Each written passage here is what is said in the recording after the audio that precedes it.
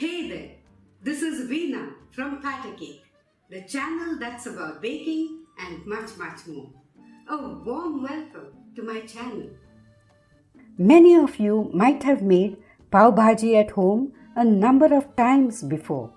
But today, let me show you how I make this crowd pleaser of a fast food.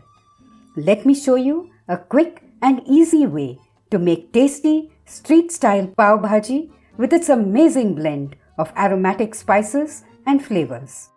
This colorful and popular vegetable-based street food served with buttered and lightly toasted soft pav or bread rolls would also make a great party dish. But now, let's make some mouth-watering Pav Bhaji right here at Patter Cake.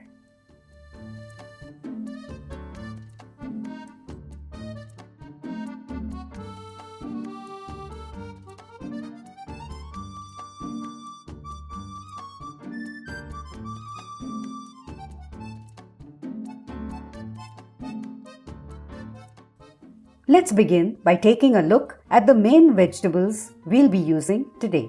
Beginning with half a cup of cauliflower florets which weigh 100 grams, 3 medium-sized potatoes that weighed 350 grams and that I've peeled and cut into pieces of this size, and 1/3 cup of fresh green peas that weigh 60 grams.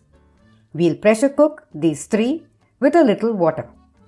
We'll also use 3 medium-sized onions that weigh 250 grams and that I've chopped into tiny pieces, 4 medium-sized tomatoes weighing 300 grams that I've chopped first and will now puree, and a large capsicum weighing 120 grams that I'll chop finely in my handy chopper, the link to which I've put in the description box below. These vegetables don't need to be pressure cooked like these other 3. I'll now transfer the cauliflower, the potatoes, and the green peas to my pressure cooker container along with half a cup of water, and will cook them under pressure for around 12 minutes till they are nice and soft.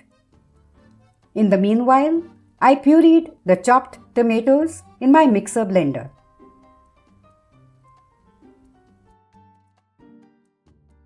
And will now chop the capsicum finely in my chopper after first cutting it up into small pieces.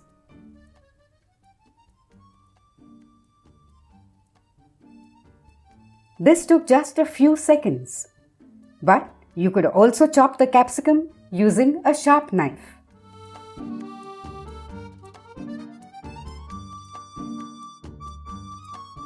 Here are my pressure cooked veggies. I'll now mash these with a potato masher. Adding a little water to smoothen the mashing process.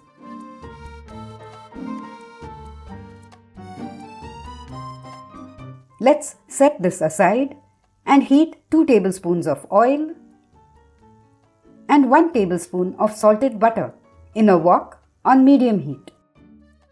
To this, I'll transfer the chopped onion and saute it for a few minutes till it softens and just starts browning. Now let's make a well in the center and add in half a teaspoon of cumin seeds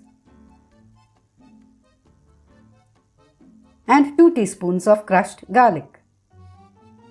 I didn't add these spices to the oil before adding the onions because they would get over fried and burnt afterwards while frying the onions. Next, let's add a 1/4 teaspoon of turmeric powder and the tomato puree. We'll now stir everything and let the tomato cook for a couple of minutes. After that, we'll add the mashed vegetables along with around 3/4 of a cup of water with which I had rinsed the cooker container. Then let's add 2.5 teaspoons of Kashmiri chili powder to give the dish an attractive red color. In restaurants, they add bright red food color to the Pav Bhaji, but I'm going to skip that and keep things more natural. That done, let's add 1.5 tablespoons of Pav Bhaji masala to give our dish the characteristic blend of lip-smacking flavors. See that you use a good quality Pav Bhaji masala, choosing from any of the well-known brands.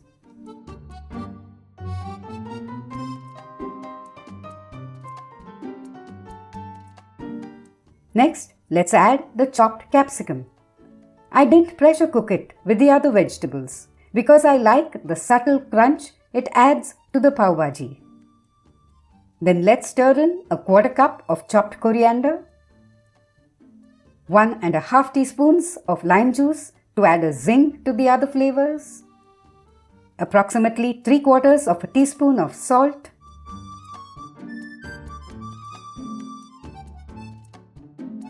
and half a teaspoon of sugar to balance all the other flavors.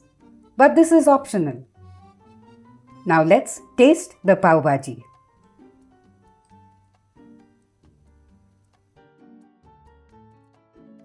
I think it could do with just around half a teaspoon of salt. And then you could check the consistency, adding a little water to the bhaji to thin it some more if you want to. Finally, let's add the finishing buttery touch to the vegetable by adding in 2 tablespoons of salted butter.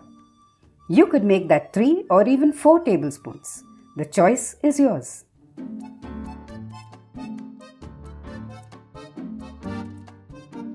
Next, let's prepare the pav or pull-apart bread rolls. I'll heat a little butter in my pan and to it add a sprinkling of chopped coriander. I'm keeping the butter to a minimum, but you could add up to 2 or 3 teaspoons of butter for every 2 bread rolls.